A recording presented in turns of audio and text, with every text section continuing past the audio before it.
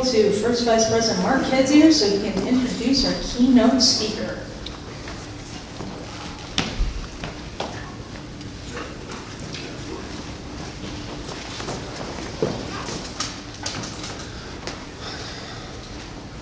Tonight's presentation about Tycho Brahe, who was the last great pre-telescope astronomer who redid all the star charts over a 20-year period with 5 times the accuracy of those that preceded his.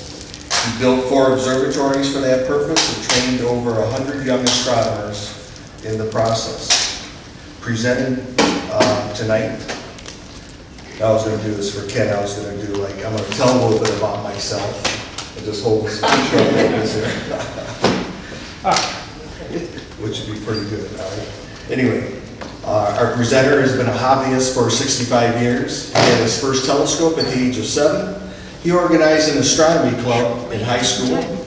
He has been to 15 total solar eclipses, 11 of which were total all over the world, observed both transits of Venus and 6 of Mercury. He has seen at least 15 lunar eclipses. He is currently a NASA Solar System ambassador. He has given over 300 presentations on astronomy to clubs, schools, and at libraries. He has been a member of the Warren Astronomical Society since the mid-1970s. He has served as our president and first vice president.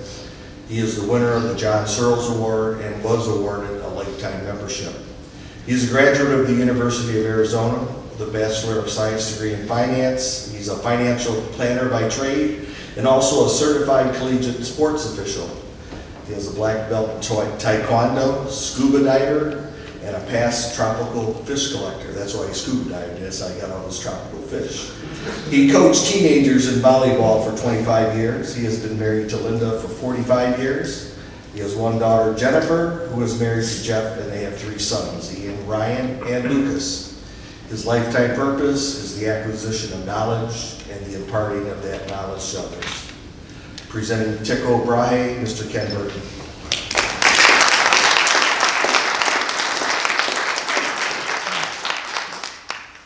Before I get started, I would like to welcome a couple of friends of mine, Tom and Linda Dickoff, and Al Linden, and Kirsten Hansen. Tom actually was a member of my astronomy club in high school, believe it or not. And I'm very happy to welcome them to this presentation about the astronomer Tycho Brahe.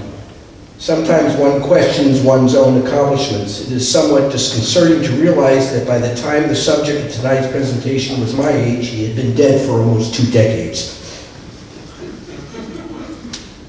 Let's discuss the name and the proper pronunciation first. The Latinized form Tycho Brahe was adopted by him around the age of 15. The Danish word is Tycho Brahe, sometimes written Tycho with a double dot over the Y, known as a diaeresis, a diacritic mark, umlaut or trema. This is about as much information as you need about that subject. The name Tycho comes from Tyche, which is meaning luck in Greek. Roman equivalent is fortuna. Tyche is the god of fortune and prosperity in ancient Greek mythology. Tycho Brahe was applied to him much later in life. By the way, if you want to use Tycho, I have no issue with that. That's an Americanized thing. And you may see me intermittently throw in Tycho rather than Tycho. So it isn't that important to have that. Tycho Brahe was born on December the 14th, 1546 in the town of Knudstrup, or Knudstorp, in Scania, Denmark. He was described by author and biographer Victor Thorne as, quote, the first competent mind in modern astronomy to feel ardently the passion for exact empirical facts, end of quote, resulting in his observations being several times more accurate than those who preceded him.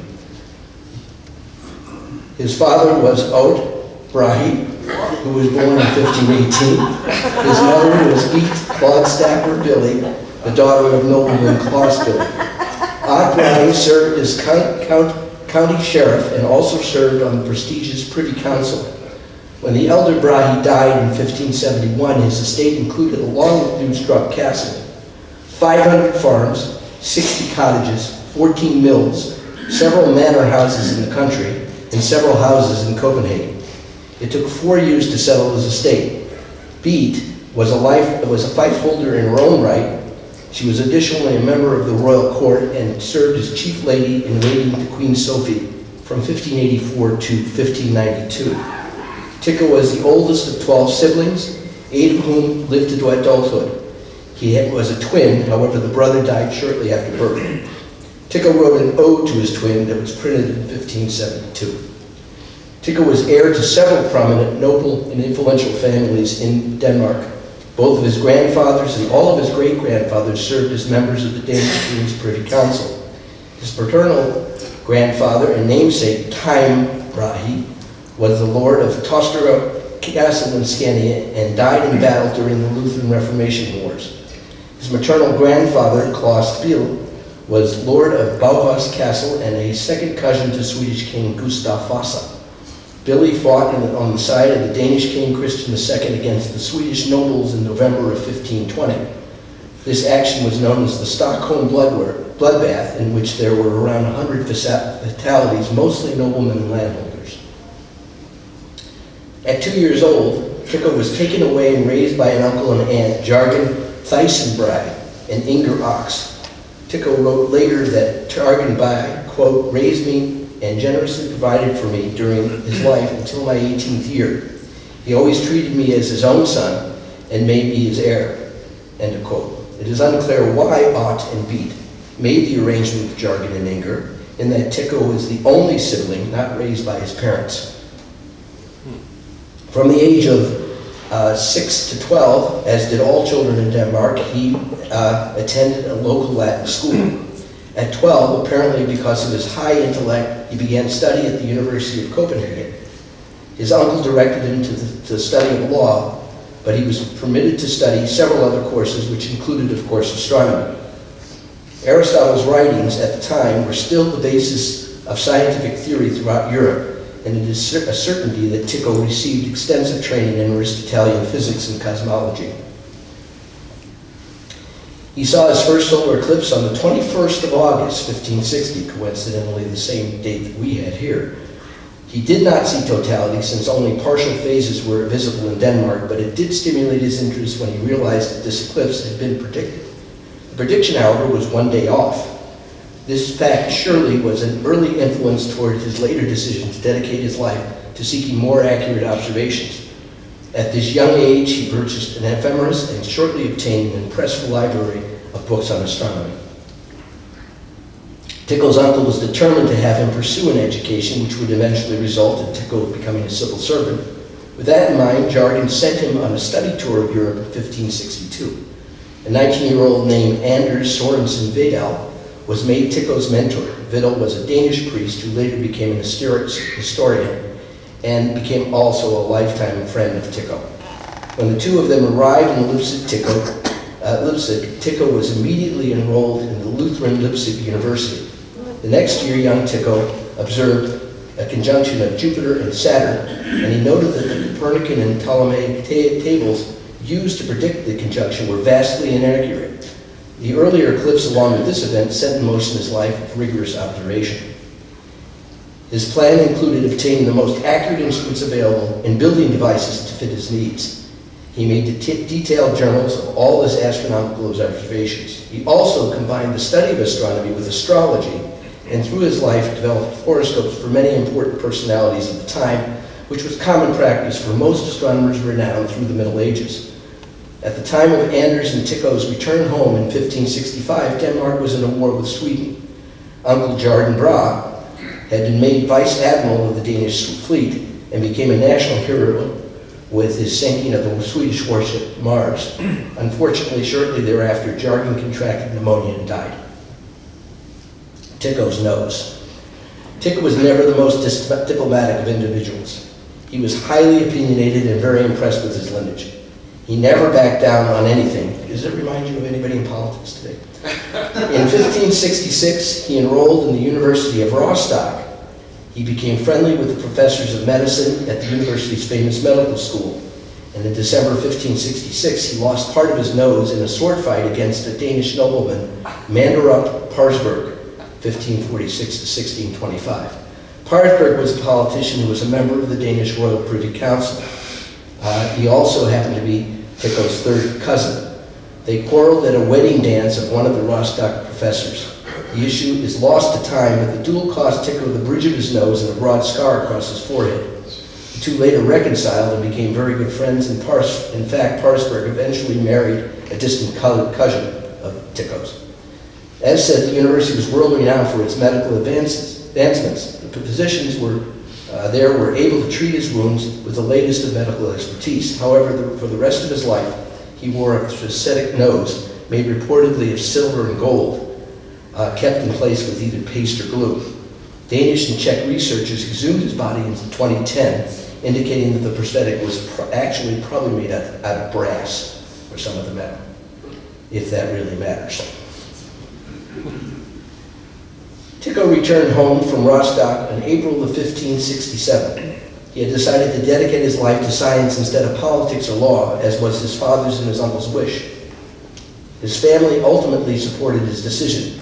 He had their blessing to travel around Europe in pursuit of his passion for science. Shortly after, in 1568, he was appointed the ceremonial position of canon of the Cathedral of Roskilde, freeing him to focus on his scientific studies. Following the death of his father in 1571, Uncle Sten Billy, his mother's brother, paid for the construction of a laboratory in one of the old monastery buildings at Heravad Abbey for Brahe to use as an observatory and alchemical laboratory. The abbey was originally built in 1144. The bottom of this picture is a depiction of the estate in 1680. Obviously, it's always nice to have family wealth on your side. Late in 1571, he fell in love with Kirsten Hansen. Do you know that this is the princess, the new princess? All right. I didn't have the picture of Kirsten. She was the daughter of a Lutheran minister in Metzger. She was a commoner, and he married her. And if he married her, he would lose his noble privileges, which posed a problem. But his love for Kirsten prevailed. Instead of formal marriage, Danish law permitted a morganatic marriage. It allowed for a nobleman and a common woman to live together openly as husband and wife for a period of 3 years, after which their alliance would then become a legally binding marriage. Under these circumstances, each would maintain their social status, and any children they had together would, however, be considered commoners with no rights to titles, land holdings, coat of arms, or even their father's noble name.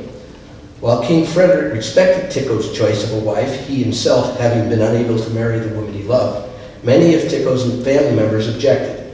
Many churchmen would continue to hold the lack of divinely sanctioned marriage against him. Together, Kirsten and Tycho had 8 children, 6 of whom lived to adulthood. In 1574, they moved to Copenhagen. The marriage to Kirsten lasted 30 years, ending in Tycho's death in 1601. As a further piece of information, the family did move with Tycho when he was exiled years later, which we'll cover in a couple of minutes. Earlier in November of 1572, from Heravad Abbey, Tycho observed the supernova SN 1572, which appeared in Cassiopeia. The event brought into question the Aristotelian worldview of the time that the world beyond the moon orbit was eternally unchangeable. Many observers held that the phenomenon was something in the terrestrial sphere below the moon. However, Tycho observed that the object showed no daily parallax against the background of the fixed stars, which indicated to him that the event was at least farther away than the moon and those planets which showed parallax. Additionally, he found that the object did not change position relative to the fixed stars over several months, as all planets did in their periodic orbital motion, including even Jupiter and Saturn, for which no daily parallax was detectable, suggesting to Brahe that the object was a fixed star in the stellar sphere and well beyond the planets. In 1573, he published a new book called De Nova Stella, coining the term nova for new star. We now classify this star as a supernova, and we know it is approximately 7,500 light years from the Earth. The discovery was decisive in his choice of astronomy as a profession. Tycho was strongly critical of those who dismissed the implications of the event and stated as such in his publication, O crass ingenu, O caecos col spectoris, O thick wits, O blind watchers of the sky. The publication made him a well-known name among scientists across Europe and a superstar, pun intended. Tycho continued his detailed observation, often assisted by his sister. He published the observations from his observatory and began a short career in lecturing at the universities. In 1575, he began his second tour of Europe. During the tour, he visited William IV, Landgrave of Hesse-Kassel's observatory. He followed with visits to Frankfurt, Basel, and Venice. During this trip, he acted as an agent for King Frederick, contacting artisans and craftsmen whom the king wanted to work on his new palace at Elsinore. When he returned, the king repaid him by offering him a choice of lordships of militarily and economically important estates, including the castles of Hammerschuss and Heisenberg. Tycho was uninterested in taking up a position as a lord of the realm, wanting to focus on his science. He revealed this reluctance to a friend by letter and opted to plan a move to Basel. There he would participate in the newly growing academic and scientific life that was flourishing there.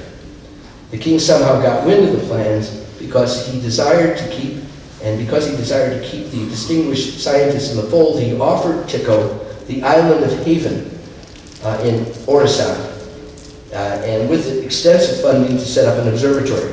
This was a massive development in Tycho's life, and an offer Tycho could not turn down.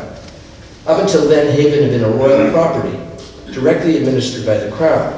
The 50 families on the island considered themselves to be freeholding farmers, but with Tycho Brahe's appointment as feudal lord of Haven, this arrangement changed. Tycho took control of the agricultural planning. He required peasants to cultivate twice as much as they had done before. Additionally, he also required the peasants to build his new castle. He also heavily taxed them to help pay for the venture. The peasants complained about Brahe's excessive taxation and took him to court. The court established Tycho's right to levy taxes and labor, and the result was a contract detailing the mutual obligations of lord and peasants on the island. This would surely come back to haunt him. Brahe envisioned his castle Uraniborg as a temple dedicated to the muses of arts and sciences, certainly not as a military fortress as most of the castles in Europe were at the time. He named it after Urania, the muse of astronomy. Construction began in 1576. Uraniborg was inspired by the Venetian architect Andrea Palladio and was one of the first buildings in Northern Europe to show influence from Italian Renaissance architecture. Tycho discovered that his instruments at Uraniborg were not sufficiently steady, so he constructed a second underground observatory at nearby Sternberg. Completed in 1581, the basement included an alchemical laboratory with 16 furnaces for conducting distillations and other chemical experiments. Tycho established Uraniborg as a research center, unheard of at the time, as I said. The other 100 students and artisans worked there between 1576 and 1597. Uraniborg also contained a printing press and a paper mill, both among the first in Scandinavia, enabling Tycho to publish his own manuscripts on locally made paper, including his own watermark. He created a system of ponds and canals to run the wheels of the paper mill. A large number of his students and protégés went on to their own careers in astronomy. Key among them were Christian Sorensen Longomontanus, later one of the main proponents of the Titanic model, and Tycho's replacement as Royal Danish Astronomer. Researcher Elias Morsing, 1550-1590, author, astronomer, theologian, philosopher Cor Laxon, and Tycho's instrument maker Hans Kroll also formed part of the scientific community on the island. Tycho had observed the great 1577 comet, which was as bright as Venus at its peak. It was visible from November 1st, 1577, until it dropped below naked eye visibility in late January of 1578. It was believed that celestial objects like comets were powerful portents, particularly amongst the religious, the Lutherans included. They were said to announce the coming of apocalypses of one sort or another. Tycho's observations of the comet were recorded in his notebook as shown here. Tycho determined that the comet's distance to Earth was far greater than the distance to the Moon, an indication that the comet could not have originated in the earthly sphere. The findings supported his prior anti-Aristotelian conclusions about the fixed nature of the sky beyond the moon. He also determined that the comet's tail was always pointing away from the sun. He was able to roughly calculate the comet's diameter, mass, and length of its tail, and speculated about its material composition. Since he still did not support Copernican theory, observing the comet inspired him to try to develop an alternative anti-Copernican model in which the Earth remained immobile. The second half of his manuscript about the comet dealt with the astrological and apocalyptic aspects of the comet. He predicted the imminent fall of Ivan the Terrible by 1583. However, Ivan died a year later than was predicted, according to Christensen, one of his authors. The support for Tycho received from the Crown was substantial, amounting to 1% of the annual total revenue at one point in the 1580s. He also extracted taxes from the residents of Haven, as I said, to augment the income. Tycho often held large social gatherings in his castle.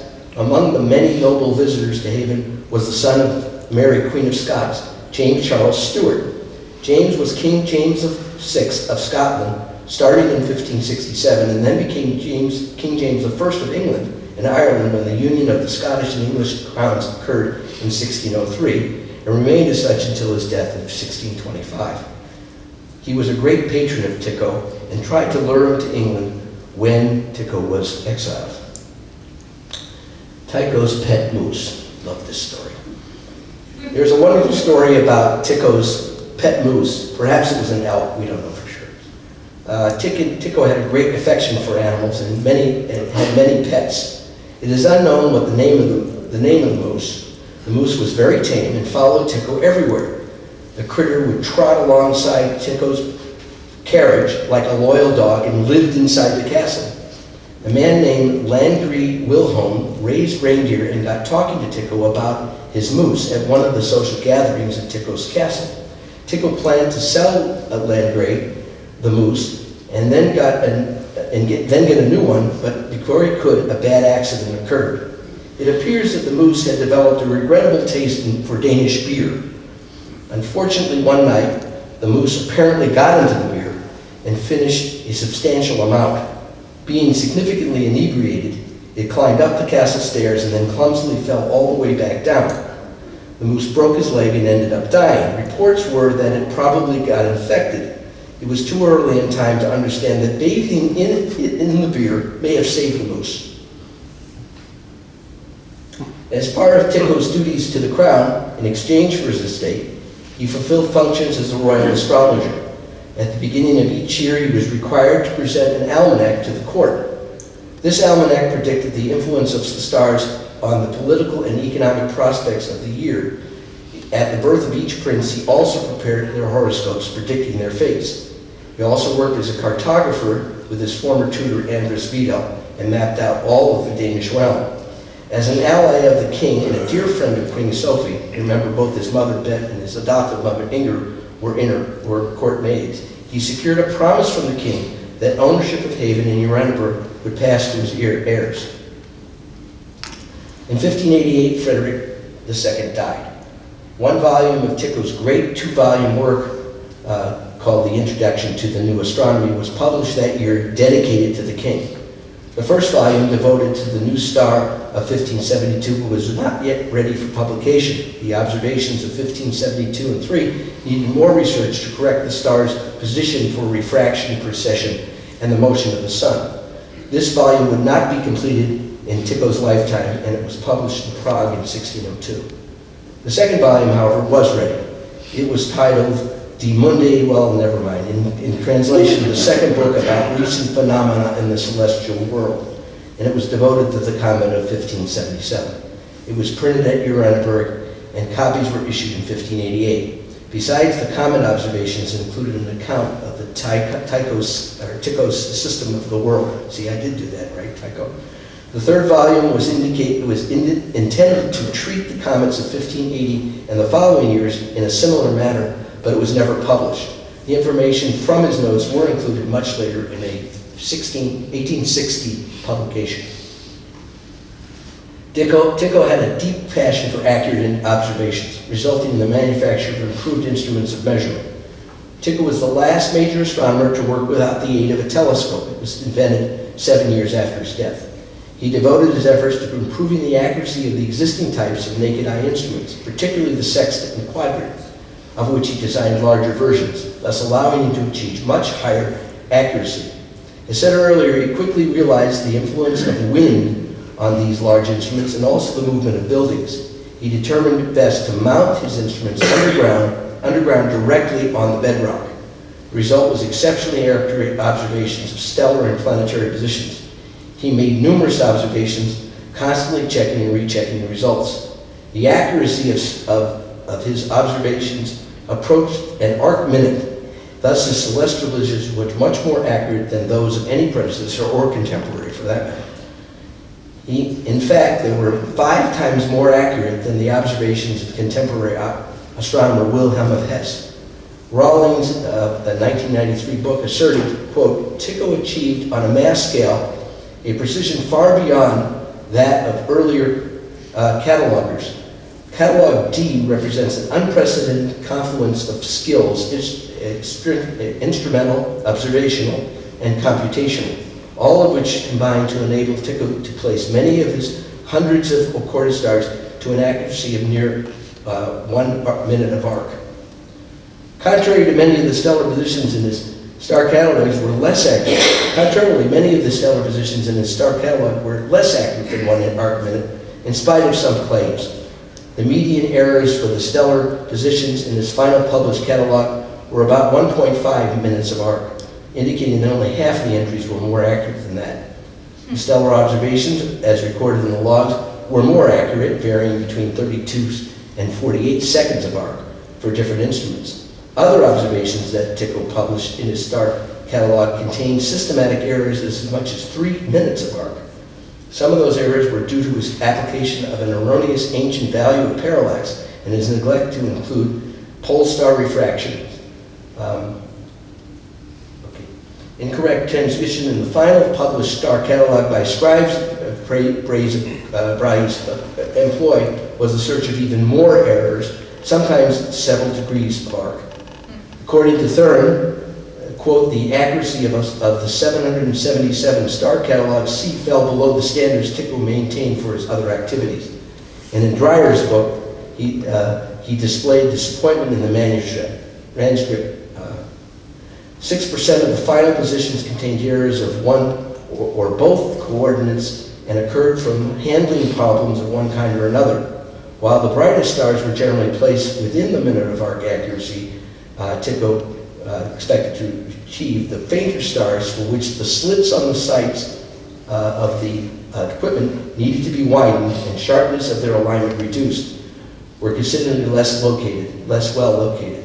Hoskins' 1999 work concurs with Thorin's findings. The brightest of the non-reference stars are most correct to around a minute of arc, where the fainter stars are less accurately located, is what was said by Hoskins.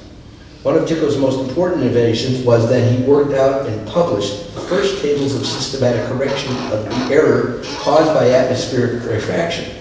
As advanced as they were, they attributed no refraction whatever above 45 degrees altitude for solar refraction, and none for starlight above 20 degrees altitude. To perform the large number of multiplications needed to produce such astronomical data, Tycho relied on the then new technique of prothaphyeresis, an algorithm for approximating products based on trigonometric identities that predated logarithms. Which brings us to the famous Tychonic cosmological model. Tycho was a great admirer of Copernicus and taught his theory as a professor. He was troubled with the fact that the Copernican theory was in conflict with the accepted basic laws of Aristotelian physics, which most of the science, and particularly the church, considered the foundations. Tycho, always the observational detail guy, questioned Copernicus's method in building his theory. He found that Copernicus used flawed observational data and that the flaws produced a high margin of error. Thus, Tycho Brahe developed his Geo Heliocentric System. This system had the sun and the moon orbiting the Earth, while the planets orbited the sun. Interestingly, the system could accommodate the phases of Venus and Mercury yet to be discovered by Galileo. Obviously, his system proved a safe haven for astronomers who, though dissatisfied with older models, were still reluctant to accept the heliocentric system proposed by Copernicus. The system gained considerable support after the 1660 Church Edict, which officially declared that the heliocentric model was contrary to both philosophy and scripture. It was declared that the theory could be discussed only as a convenience, with no connection to fact. Galileo met with the head of the Inquisition, Roberto Bellarmine, about the edict shortly after its dissemination to the public. His troubles with the church were based on this meeting some 15 years later. Copernicus had a replica of transparent rotating crystalline spheres to carry the planets in their orbits. Tycho eliminated the spheres entirely. Kepler, a Copernican astronomer, tried to persuade Tycho to adopt the heliocentric system in discussions. Tycho refused, opting out more for a system which acquiesced to the immobile Earth dictates of the Church. He stated, quote, "In violation not only of all physical truth, but also of the authority of Holy Scripture, which ought to be paramount," end of quote. Tycho believed that the Earth was just too sluggish and heavy to be continuously in motion. The accepted Aristotelian physics of the time stated that the heavens were made of ether or quintessence. This substance was not found on Earth and was light, strong, unchanging, and circular motion was its natural state. The contention was that the Earth and things on it were composed of substances that were very heavy and caused the Earth to be naturally at rest. Tycho Brahe acknowledged that the rising of the sun and stars could not be explained by the Earth's rotation, and stated, quote, "Such a fast motion could not belong to the Earth, a body very heavy and dense and opaque. Rather belongs to the sky itself, whose form and subtle and constant matter are better suited to perpetual motion, however fast," end of quote. Tycho believed that if the Earth orbited the sun annually, there must be an observable stellar parallax over any period of 6 months, during which the angular orientation of a given star would change thanks to the Earth's changing position. It wasn't until 1838, when Frederick Bessel discovered a parallax did exist, but that it was too small for Tycho's instruments to measure. Copernicus had stated that the lack of parallax was due to the fact that the stars were at such great distances from Earth that the Earth's orbit was insignificant in comparison. Copernicus got it right, where Brahe did not. Again, the Copernican explanation for this lack of parallax was that the stars were such a great distance from Earth that Earth's orbit was almost insignificant by comparison. Tycho noted that this explanation introduced another problem. Stars as seen by the naked eye appear small, but of some size, with more prominent stars such as Vega appearing larger than lesser stars such as Polaris, which in turn appears larger than many others. Tycho had determined that a typical star measured approximately a minute of arc in size, with more prominent ones being 2 or 3 times as large. In writing to Christoph Rothman, a Copernican astronomer, Tycho used basic geometry to show that assuming a small parallax that just escaped detection, the distance of the stars in the Copernican system would have to be 700 times greater than the distance from the Sun to the Saturn. Moreover, the only way stars could be so distant and still appear the size as they do in the sky would be if even average stars were gigantic, at least as big as the orbit of the Earth, and of course vastly larger than the Sun. Additionally, Tycho stated, the more prominent stars would have to be even larger still. What if parallax was even smaller than anyone thought, so the stars were yet more distant? Then Tycho said they would all have to be even larger still. He stated, quote, "Deduce these things geometrically if you like, and you will see how many absurdities, not to mention others, accompany these assumptions of the motion of the Earth by inference," end quote. Christoph Rothman computed and implemented the Castle Star Catalog between 1585 and 1587, almost exclusively under the technical sponsorship of Prince Wilhelm IV. Rothman was a convinced follower of Nicholas Copernicus, as said, who supported his heliocentric view of the world. Rothman wrote the following, quote, "Divine sapience and majesty is far greater than that they understood. Grant the vastness of the universe and the size of the stars to be as great as you like. These will still bear no proportion to the infinite Creator. It reckons that the greater the king, so much greater and larger the palace befitting his majesty. So how great a palace do you reckon is fitting to God?" Question mark, end of quote. In contrast to his prominent astronomical colleagues, Rothman unfortunately fell into oblivion in the 17th century. Tycho made significant contributions to lunar theory, a 2,000-year-old investigative project started by the ancient Babylonians, Nibiru, Kandinu, and Sogdians. There they are, right there. He discovered a variation in the moon's longitude. He also found librations in the inclination of the plane of the lunar orbit relative to the ecliptic. Up until this time, 5 degrees was considered the constant, where it actually fluctuates over a quarter of a degree. This results in oscillations in the longitude of the lunar node. It also affects perturbations in the moon's ecliptic latitude. Tycho's lunar theory doubled the number of distinct lunar inequalities relative to those known and reduced the discrepancies of the lunar theory to about 1/5 of the previous amounts. This was clearly stated by Kepler and published in 1602, a year after Brahe's passing. Like most other astronomers of the day, Tycho was busy with many other sciences beyond astronomy. He worked in medicine, alchemy, and of course served as an astrologer. He was influenced by Parallax, who considered the body to be directly influenced by celestial bodies. He was an ardent follower of Philip Melanchthon, a collaborator with Martin Luther and as a molder of the Protestant religions. He shared the tying of celestial and body universes in his work. Brahe built a huge herbal garden in Uraniborg, where he produced several herbal medicines. He used these to treat things such as fever and plague. Many of these herbal medicines were used right into the 1900s. There was a possibility that Tycho believed that astrology was not an empirical science, but hesitated to state that belief because of the fear of religious repercussions. It seemed that he had an ambiguous relationship with his own astrological work. An example was that 2 of his astrological treatises were published in the names of his assistants, even though he worked on them personally. It is thought by scholars that he had perhaps lost faith in horoscope astrology over the course of his career. There are other scholars who believe that he simply changed his public communication on the topic when he realized the connections with astrology could influence the reception of his astronomical work.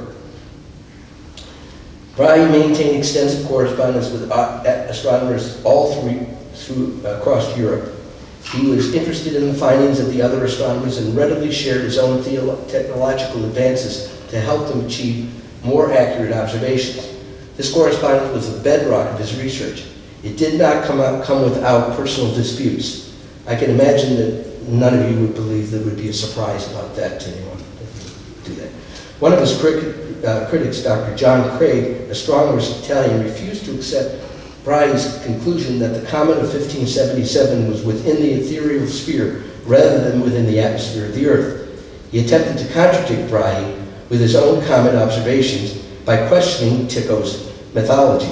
Brahe's response to Craig was not short on strong language, and specifically he called him incompetent. Another critic was Nicholas Reimers Bader, also known as Ursus. Bader was an astronomer at the Imperial Court in Prague. Tycho had accused him of plagiarizing his cosmological model.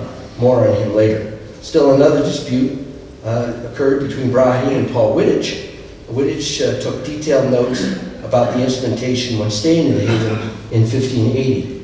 With these notes, and without Brahe's permission, he helped Count William of Kassel and his astronomer Christoph Rothman build duplicates of Brahe's instruments. Craig also accused Brahe of minimizing Wittich's role in developing some of the trigonometry methods used by Brahe. Tycho Brahe made sure that he published and disseminated his own answers to all arguments. This, he felt, gave him additional leverage with the scientific community. Frederick, as said, died in 1588. His son, Christian IV, was to become king. At 11 years old, he was too young to actually be the king, but of course was named Prince-elect. A regency council was appointed to rule the country until Christian's 1596 coronation. Unfortunately for Tycho, the head of the council was Christopher Valkendorf. He was another of the individuals that Tycho delicately never embraced, repeatedly pissed off. Steward of the realm, Valkendorf had held a much greater influence with the Danish court than did Brahe. As a result, Brahe's court support gradually and steadily diminished. Brahe, understanding his position at Haven, was in peril. He approached the Dowager Queen Sophie to affirm in writing her late husband's promise to endow Haven to Tycho's heirs, which she temporarily did. And notice that I did say temporarily. After Christian's coronation, it became clear to Tycho that the young king was more interested in war than in science. It didn't help that Brahe showed disrespect toward the prince when in his presence. Christian made it clear shortly after ascension to the throne that he had no desire nor intention to keep his father's and his mother's promise to Tycho. Overall, the king followed a policy of curbing the power of nobility by confiscating their estates, thus minimizing their income basis. He accused them of misusing their offices as a reason. In extreme cases, he accused them of heresies against the Lutheran Church. As said earlier, Tycho was a follower of Philip Melanchthon and his Philippist group. All of the nobles in this sect were the first to gain the wrath of the new king. The king's unfavorable disposition toward Tycho was greatly influenced by Brahe's enemies on the court. Of course, the anti-Philippist bishops on the council suspected Brahe of heresy. Actually, his pursuits in medicine and alchemy were practiced without church approval.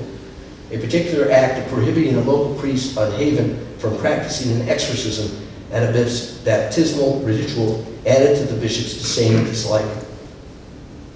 He was blamed for not adequately maintaining the royal chapel at Roskilde. Lastly, he was accused rightly of harshness and exploitation of the Haven peasantry. He surely did take advantage of those who lived and worked on Haven, both in the fields and at his observatories. Although he also treated many of them with great kindness and compassion as well, his maltreatment of others was remarkably callous. Some of the contracts drawn up by him for students who worked in his observatory were absurdly long, and the restrictions of the future use of what was learned there complicated and virtually impossible to fulfill. He imprisoned some of his tenants for meaningless reasons, usually because they objected to some aspect of their relationship or for the purpose of absconding their holdings for his own benefit. A mob of commoners, most certainly encouraged by the enemies on the court, rioted in front of the house at Copenhagen. Surely this was a final blow to his diminished prestige. Tycho left Haven in 1597 with some of his instruments in tow, leaving the rest with a trusted caretaker on the island. He tried several times unsuccessfully to influence the king to letting him return, thus finally acquiescing to exile. He completed his 1,000-star catalog just prior to leaving, along with writing his most famous poem, called Elegy in Dania. In it, he chided Denmark and its leaders for not appreciating his genius. In the book, Instruments for the Restoration of Astronomy, published in 1598, he described in detail the instruments he had used while at Haven. As an added insult, the king sent 2 envoys to Haven to examine the equipment Tycho had left behind. Obviously ignorant about astronomy, the envoys reported to the king that the large mechanical contraptions, such as the large quadrant and sextant, were useless and even harmful. Tycho took his entire family to live with his good friend Heinrich Rantzau in his castle at Wadensburg outside Hamburg, Germany. Rantzau was a German humanist, writer and statesman, prolific astrologer. He was a patron of scholars and a celebrated book collector. Shortly after Rantzau's passing in 1598, the family moved to Wittenberg, where they stayed at the former home of Philip Melanchthon. Tycho's works were admired and revered by many of the royalty in Europe. At the time of his exile, he was invited to many of the world's great cities to live and set up observatories. But in 1599, Rudolph II, Holy Roman Emperor, offered him sponsorship to move to Prague and become the imperial court astronomer, an offer Tycho could not refuse. Tycho built a new observatory in the castle at Benecki nad Jezioro, 35 miles from Prague. He worked there for about a year. The emperor then brought him back to Prague, where he stayed until his death. It is important to note that the imperial court, even Tycho's wife and children, were treated like nobility, which they never had been in the Danish court. He also received tremendous financial support from not only the emperor, but also patrons, including nobleman Ulrich von Pruskow, and he dedicated his famous Malkania, there it is, Mechanica to him. Tycho continued to produce astrological charts for his patrons. The last important person in Tycho's life was clearly Johannes Kepler. 1599, Tycho convinced Kepler to become his assistant. Kepler, who had enormous respect for Tycho's methods and observational accuracy, he considered him to be the new Hipparchus, whom he believed would provide the basis for a restoration of astronomy as a premier science. Kepler jumped at the opportunity to work with him. He joined him in February of 1600 as guest for 2 months at Benecki, where he spent much of his time analyzing some of Tycho's observation of Mars. His work with Mars was his great strength, by the way. Tycho likewise had tremendous respect for Kepler. Tycho guarded his data closely, but was so impressed by Kepler's theoretical ideas, he soon allowed him marginally more access to the data. And note that I said marginally.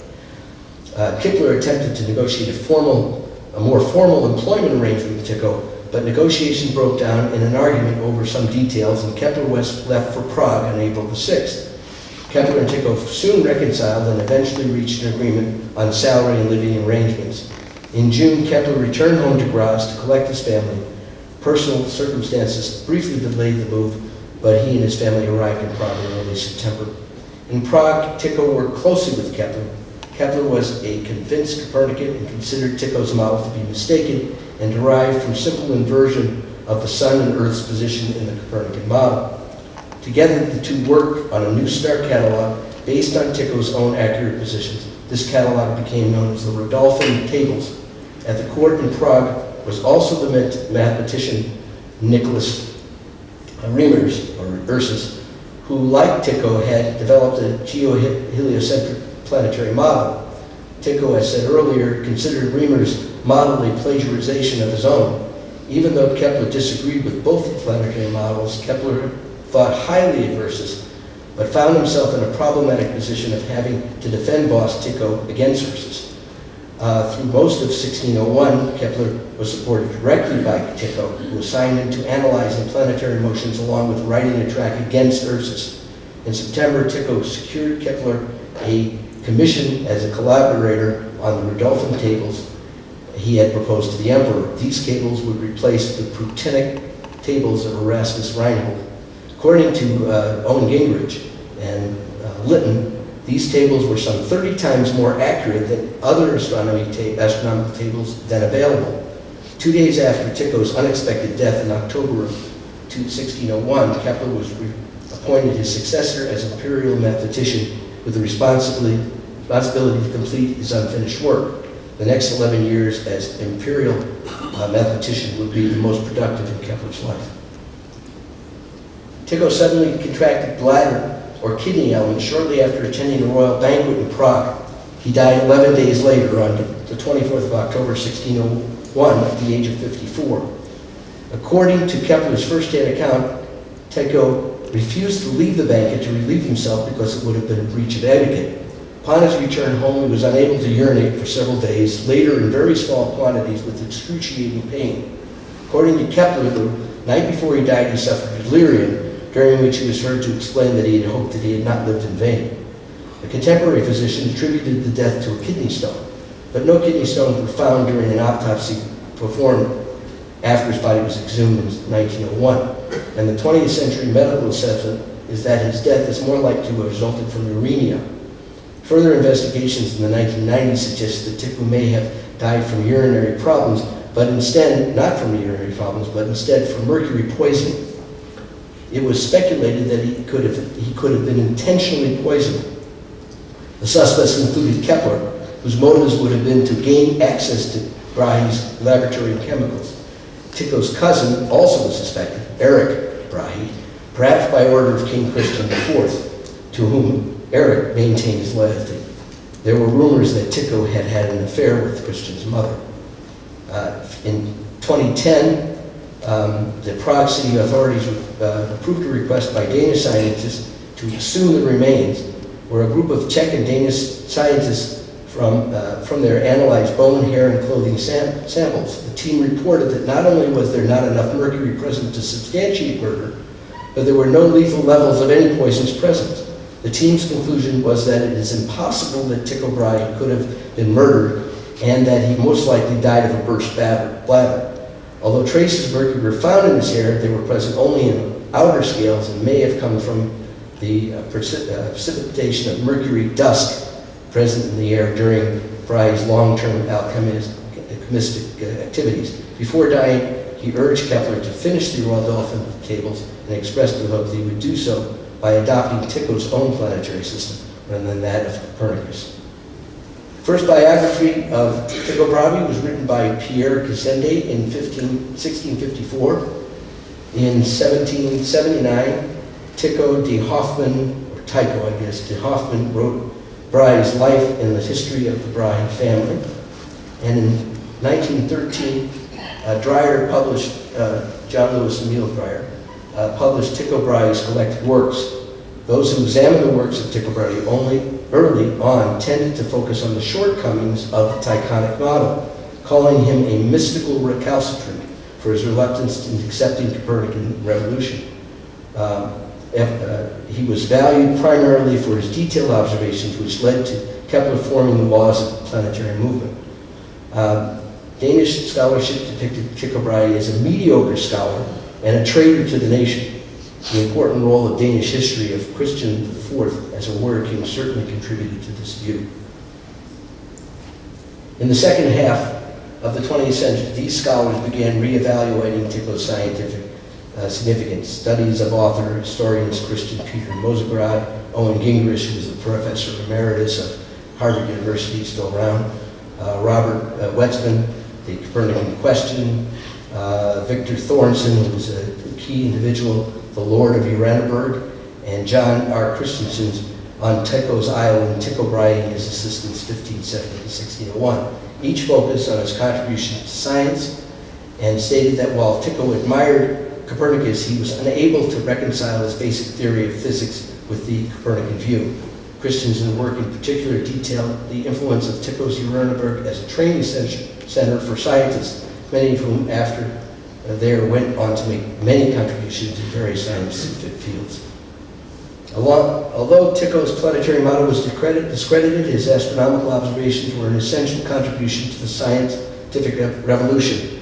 The traditional view of Tycho is that he was primarily an empiricist who set new standards for precise and objective measurements.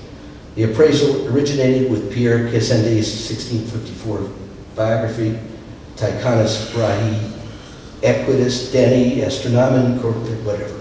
It was reiterated in Johannes Dyer's biography in 1890, considered by scholars the most influential work on Tycho.